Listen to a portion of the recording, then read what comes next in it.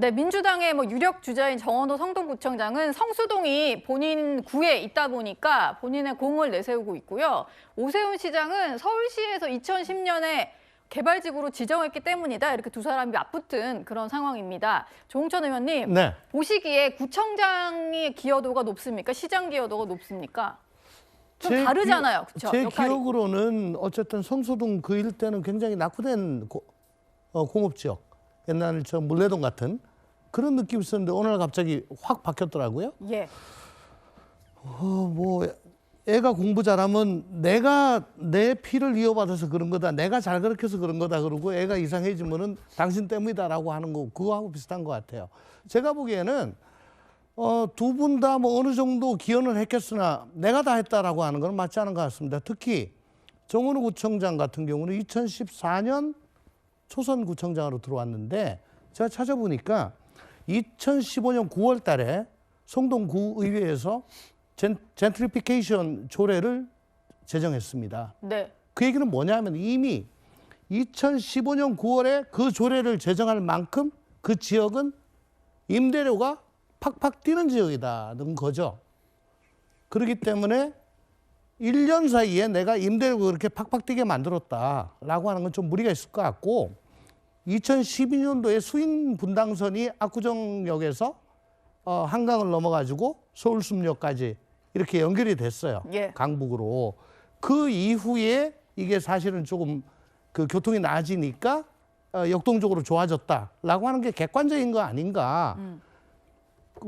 저는 어쨌든 그런 객관적인 사실 몇 개를 좀 두고 보면 그런데 왜 우리나라가 바둑이 한때 세계 최강이었잖아요. 바둑이요? 예.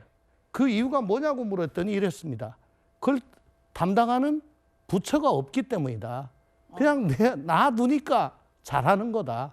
한때는 골프도 담당하는 데가 없어가지고 세계 최강이다 그랬어요. 아, 개입을 안 할수록 추상이 되나요? 그러니까 여기는 창의적인 젊은이들이 물레동 같은 그런 마인드로 가지고 그 사람들이 일군 게 가장 큰 공이다. 저는 그렇게 봅니다. 예. 물레동도 요새 꽤 핫플인데. 네. 그러니까 내가 다 했다는 건 두 분 다 맞지 않은 것 같은데 네. 예, 제가 아까 말씀드린 수인분당선 그다음 젠트리피케이션 그걸 말씀드리는 겁니다. 그리고 그 지역에 가서 이곳을 꾸민 사람들의 어떤 다 같은 역할을 한 것이다 이런 말씀 주셨고요. 저희가 설 연휴 동안 여러 가지 여론조사들이 많이 나와서 한번 모아봤습니다.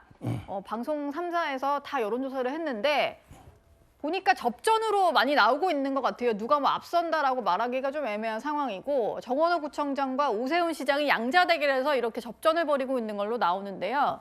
장현주 부대변인님, 지금 민주당 분위기가 좀 궁금합니다. 사실 정원호 구청장만 제가 말을 하는 것도 좀 죄송스러운 게 후보군이 워낙 많으니까요. 예. 근데 일강구도다라고 보는 게 맞을까요? 아직은 단정하기는 어려운 것 같고요. 일단 공식적으로 당 내부에서 경선 과정이 시작된 단계는 아니기 때문에 조금 더 상황을 지켜봐야 되는 것은 분명한 것 같습니다. 그런데 오히려 저는 오세훈 시장의 저런 언급으로 인해서 정원호 구청장의 체급이 올라가고 있는 것 아닌가라는 생각은 들거든요. 그리고 지금 방송 3사에서 했다는 저런 여론조사 내용을 보더라도 오세훈 시장이 정원호 구청장이 어느 정도 신경을 쓰이는 것 아닌가, 이른바 견제구를 보내는 것 아닌가라는 생각도 드는 상황입니다. 그렇기 때문에 정원호 구청장으로서는 오세훈 시장과 성동의 발전을 누가 잘했는지를 두고 서로 설전을 벌이는 것, 이것 자체도 정 구청장에게는 오히려 지금으로서는 또 점수를 획득하고 또 이름을 알리는 과정이 될 수 있기 때문에 전략적으로 더 유리할 수 있겠다라는 생각이 들고요. 당내에서는 아직 경선이 시작되지는 않았지만 정원호 구청장뿐만 아니라 또 많은 후보군들이 있기 때문에 특히 이 경선 과정에서부터 또 서울 시민들 그리고 국민들의 많은 관심을 받아서 뜨거운 경선이 되지 않을까라는 내부의 기대 어린 목소리들은 나오고 있습니다. 예. 같은 걸 보고 송영훈 대변인 얘기도 좀 들어봐야 될 것 같아요. 사실 오세훈 시장 입장에서는 접전이긴 합니다만 조금 마음이 조급할 수도 있을 것 같은데 어떨까요? 크게 조급할 필요가 없다고 생각합니다. 지금 저 방송 3사 여론조사 중에 위에 두 개는 오차범위 내에 있지 않습니까? 그러면은 어느 후보가 앞서고 있다고 단정할 수 없는 거예요. 그리고 저 숫자 자체가 당세에 비해서 오세훈 서울시장이 굉장히 경쟁력 있는 후보라는 걸 보여주는 겁니다. 당세보다는 높으니까요. 그렇죠. 예. 본인이 속한 정당보다 훨씬 더 높은 지지를 받고 있지 않습니까? 그러면은 이렇게 당이 어려울 때 때는 가장 잘 팔리는 상품을 팔아야 됩니다. 상품을 불필요하게 다변화하려고 하지 말고 주력 상품에 집중하는 것이 해법이 될 수 있어요. 그 장동혁 대표가 최근에 뉴페이스로 지방선거를 치르겠다라는 언론 인터뷰를 한 적이 있고 이정현 공관위원장도 인재를 발굴하겠다고 이야기합니다. 그런데 지방정부의 관점에서는 현재 국민의힘이 엄연히 집권 여당입니다. 그리고 우리 시도지사들, 시장, 군수, 구청장들이 그래도 지난 4년간 일을 잘하지 않았습니까? 라고 하는 것이 가장 명쾌한 마케팅이 될 거예요. 그런 점에서 국민의힘은 공천 과정을 좀 단순화하고 현역 단체장들이 빨리 본선에 나가서 상대 후보와 겨루는 데 집중할 수 있도록 만들어줘야 됩니다. 그런 환경이 갖춰진다면 충분히 서울시장 선거를 아직 해볼 만하다는 것이 저 조사가 보여주는 함의가 아닐까 저는 그렇게 생각합니다. 예.